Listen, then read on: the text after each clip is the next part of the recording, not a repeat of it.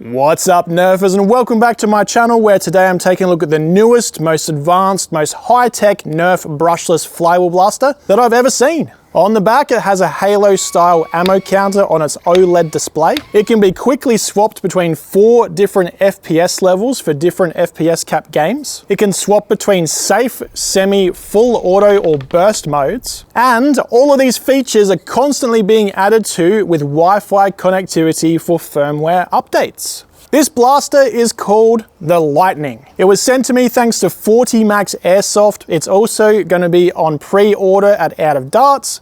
So I'll put links to both of those places down below, and both of those help support my channel when you use it. So no preference which one you go to. Now, beginning with the box, this is the nicest presented blaster that I think I've ever had from a Nerf blaster. On the back, we've got a bunch of warning labels. Basically, don't shoot someone in the face with it who's not wearing eye pro. Everything is held within foam cutouts, so this does make a very nice carry case for getting the blaster to and from games. You don't generally see Nerf blasters presented this well, but being an airsoft company that's making this, pretty much everything in their hobby is presented this well, so it makes sense. Now, before using the blaster, you want to take the USB-C charger dock and top up the included battery. When it's charging, I think there's either a red or a yellow light that it shows. I can't remember exactly which color, but when it is fully charged, it turns green, which gives you a good indicator of when it's ready to go. Now, this battery right here holds enough charge for 150 shots or 15 full mags of this thing, and it simply slots in the front of the blaster there, only goes in one way, so you can't mess it up.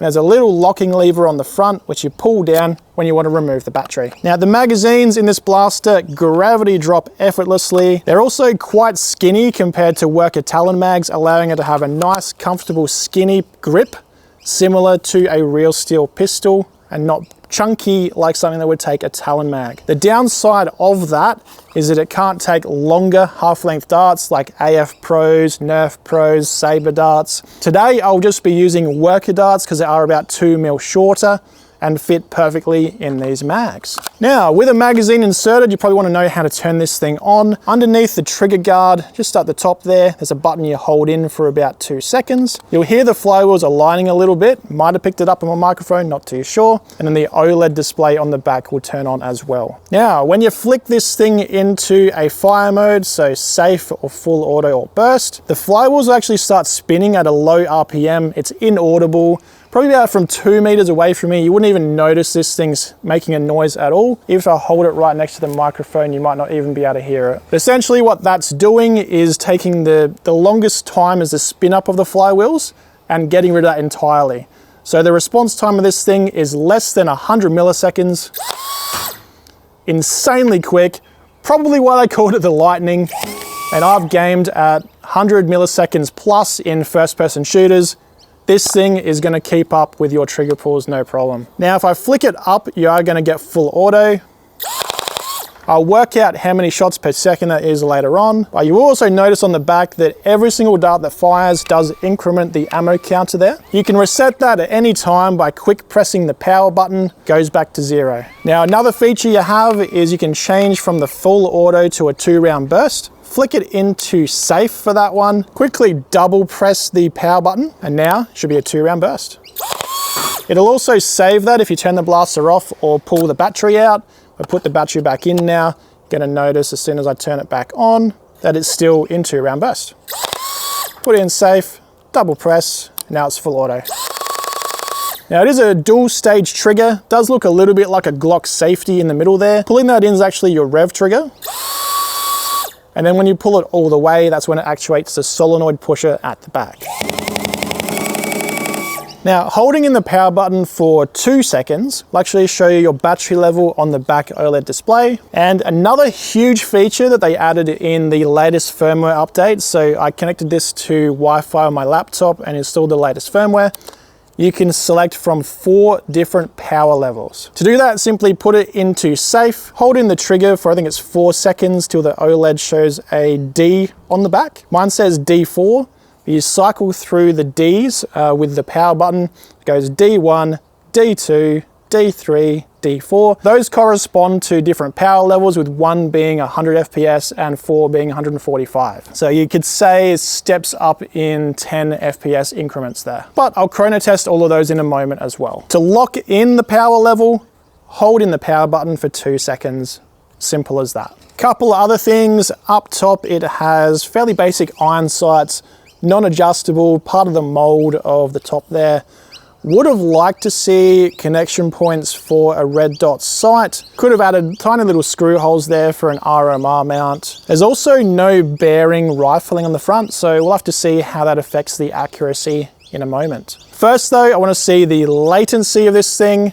I want to chrono all 4 different FPS levels. I want to find out the rate of fire, and then of course I'll do the accuracy test.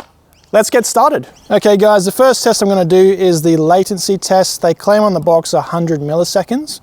Let's see exactly how much it is by using camera slow motion.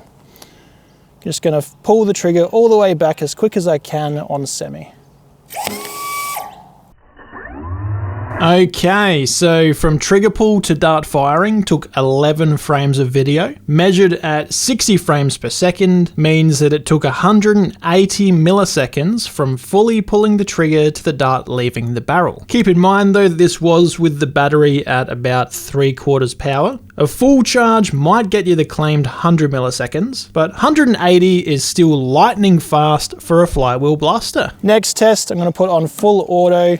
Quickly reload the magazine so we got a full 10 shots in there. And then I'm going to see just how quickly it fires all 10 of these darts.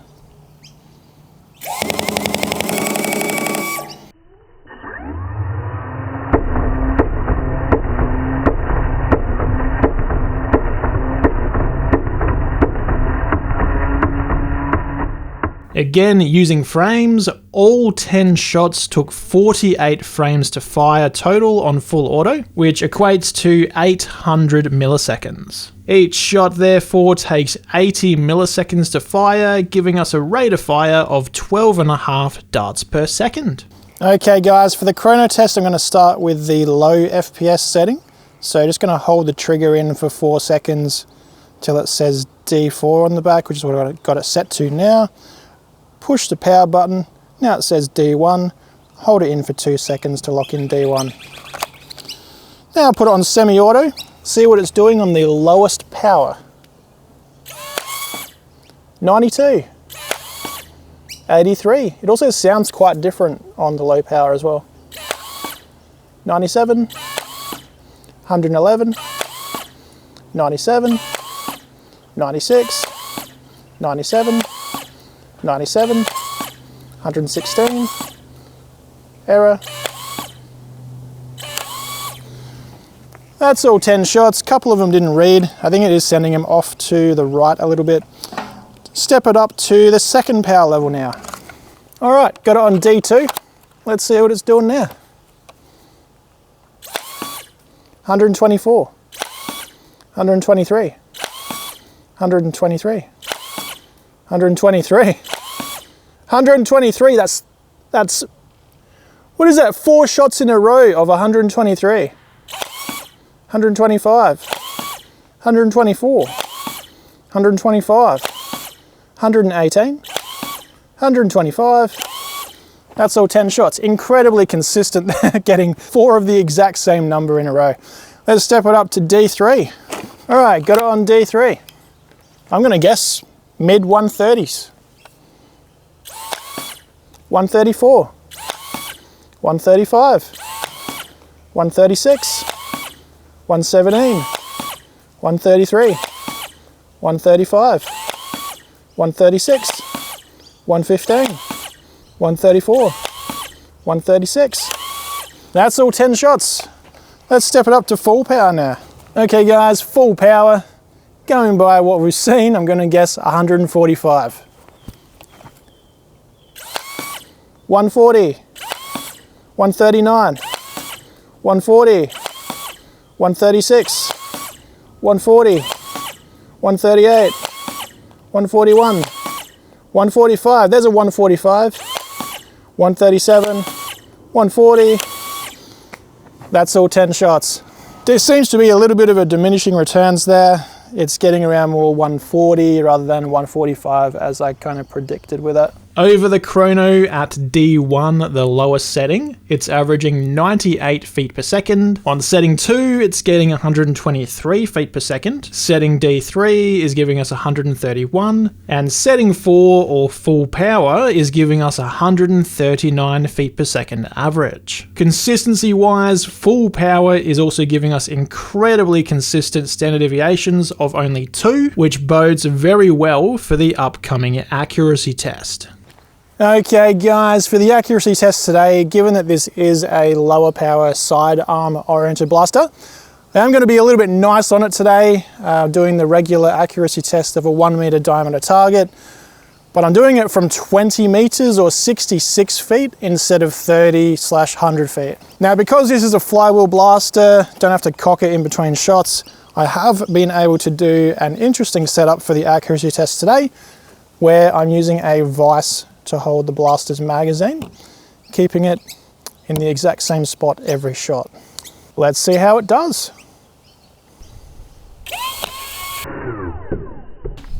That's a hit. Little more to the right.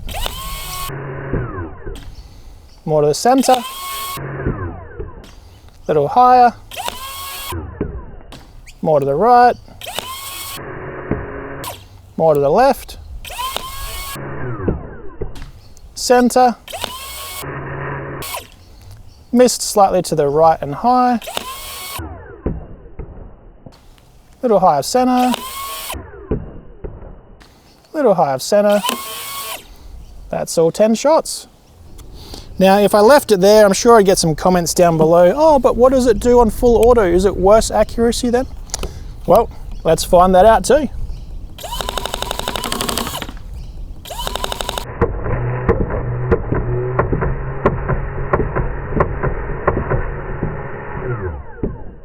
That's actually not too bad.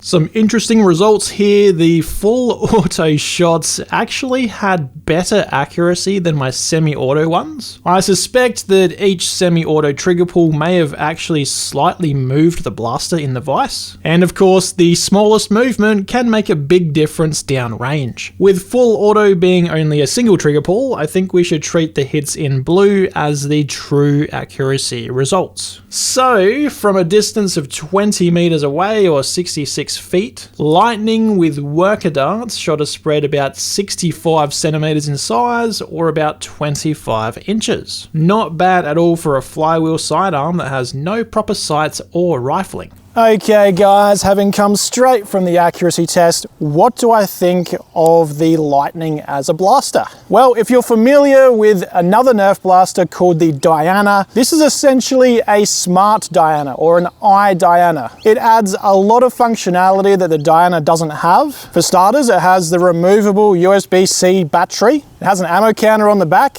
has select fire, semi-auto, burst, programmable, and it has 4 different FPS settings for different velocity levels depending on what kind of game you're going to. So you can actually tune this down from 140 FPS to go to your HVZ games. The Diana was an incredibly popular sidearm in the Nerf hobby. This here takes a similar kind of design to that, but bumps it up with way more features. So this is an entirely better blaster in every way. It of course has a similar feature where when you put it into a fire mode, the flywheels spin at a low, quiet RPM where you can't even hear it, giving you incredibly fast, lightning fast even response times.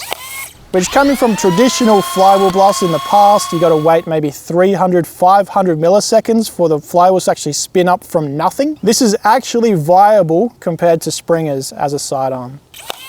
Find it at 40 Max Airsoft, who sent it to me, or you can get the pre-orders at Out of Darts right now on their website as well. That's all I have for you guys today on the Lightning. Like, comment, subscribe, and all of that. Here's 2 other videos you might enjoy. And as always, thank you very much for watching, and I'll see you on the next one.